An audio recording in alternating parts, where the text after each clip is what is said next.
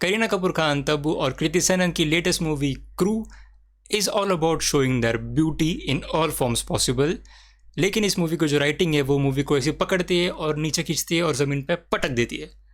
हाँ, इसके बारे में थोड़ा डिटेल में जाके आके बात करेंगे, लेकिन शॉर्ट में तुम्हें बताऊँ तो movie was overall an average movie. क्यों, आगे जाके बात करेंगे। और मैं एक और बात करना चाहूँगा कि शायद मूवी के जो मेकर्स थे वो खुद इनके स्टोरी पे इतना ज़्यादा कॉन्फिडेंट नहीं थे, जिसके वजह से उन्होंने कुछ 2-3 चॉइसेस करी है मूवी में, जिसके बारे में हम एकदम वीडियो के एंड में जाके बात करेंगे। लेकिन पहले तो मूवी की कहानी के बारे में थोड़ा सा सुन लो।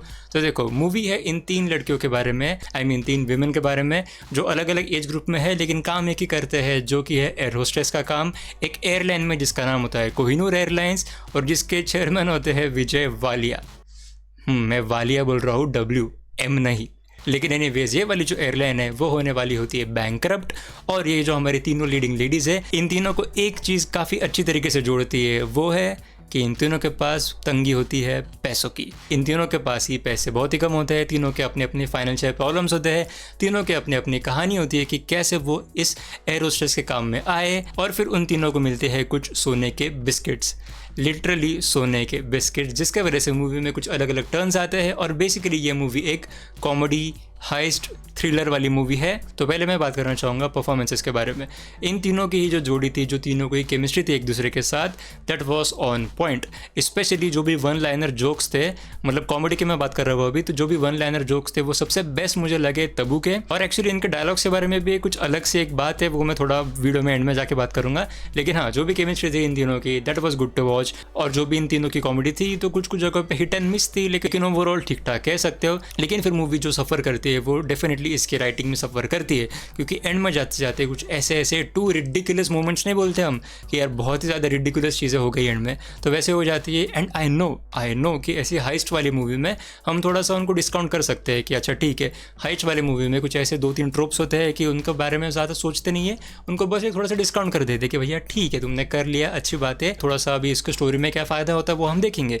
लेकिन इस मूवी में अगर वैसा भी हम 2-3 चीज़ों को डिस्काउंट कर दे, लेकिन फिर भी मूवी का जो एंड है वो बहुत ही ज़्यादा रिडिकुलस हो जाता है, जिसका कुछ सेंस बनता नहीं है for most part. And then you are like अच्छा कुछ जा रहा था लेकिन हो गया। फिर मूवी में जो बाकी 2 एक्टर्स थे, जिनका मोस्टली कैमियो ही आप कह सकते हो, जिसमें थे कपिल शर्मा और दिलजीत दोसांझ, तो दोनों को ही अपने अपने जगहों पे काम अच्छा खासा ही था। अब मैं बात करना चाहूँगा मूवी के ट्विस्ट एंड टर्न्स के बारे में, क्योंकि हाँ, मूवी थ्रिलर वाली मूवी भी है, तो इसकी जो twist and turns are very important. अब जो मैं रिडिकुलस जाने की बात कर रहा था, तो देखो कुछ twist and turns are nice, मतलब हाँ, उनको आप अप्रिशिएट कर सकते हो। लेकिन फिर से वही, जो कुछ ट्विस्ट एंड टर्न्स ऐसे आते हैं कि जहाँ पे चीज़ें बहुत ही ज़्यादा हो जाती है, and then you are like you just snap out of the story like this. और मैं बात करना चाहूँगा मूवी के गानों के बारे में, क्योंकि गाने जो थे शुरुआत के जो भी थे, शायद 2 थे, तो वो इतना ज़्यादा कुछ स्टोरी को हार्म नहीं कर रहे थे, क्योंकि जो स्टोरी में अच्छी तरीके से ब्लेंड हो जा रहे थे।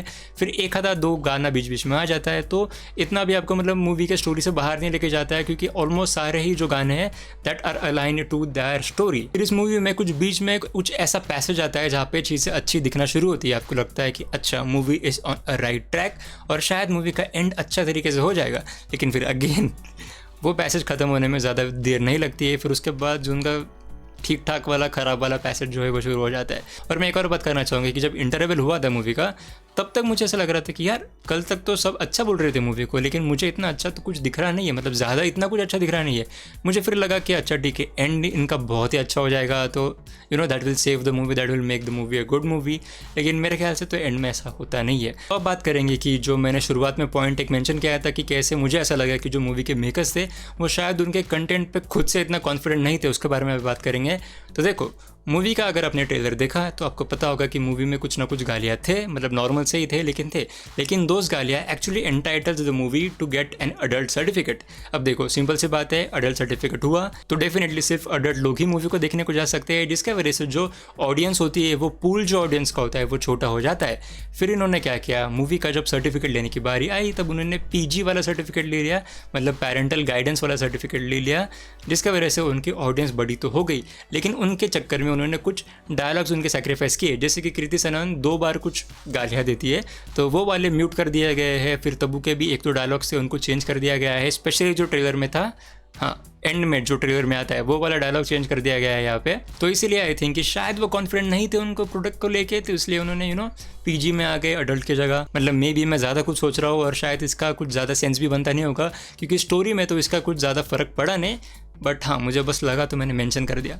तो बस मैं रैप अप करने के लिए इतना समराइज आपको कर देता हूँ कि लीडिंग लेडीज़ उनकी बहुत ज़्यादा ब्यूटी दिखाई है, फिर स्टोरी इनकी इतनी अच्छी होल्ड अप नहीं करती है, कुछ टू रिडिकुलस मोमेंट्स हो जाते हैं एंड में जाके, जहाँ पे आपको लगता है कि हाँ ठीक है हो गया। मतलब एंड में आपको ऐसा लगता है कि ठीक है 2 घंटे की मूवी थी, एक ब्रीजी थोड़ी बहुत फन वाली मूवी थी, तो बस निकल गई, ऐसे यूँ ही निकल गई। तो ऐसा आपको लगेगा मूवी देखने के बाद, ऐसा मुझे लगता है। तो हाँ, that's all I want to say about this movie. और कल आपको मेरे चैनल पे द गोट लाइफ मूवी का भी रिव्यू देखने को मिल जाएगा, और वो लेट इसलिए आ रहा है क्योंकि जो इसके शो है मेरे पूरे शहर में बस 2 ही शो लगे हैं, और मुझे अगर आज रात को देखने को वो मिला तो कल रिव्यू सुबह आ जाएगा, या फिर कल शाम तक, या फिर कल रात तक इसका रिव्यू देखने को मिलेगा आपको। तो या as always thank you so much for watching.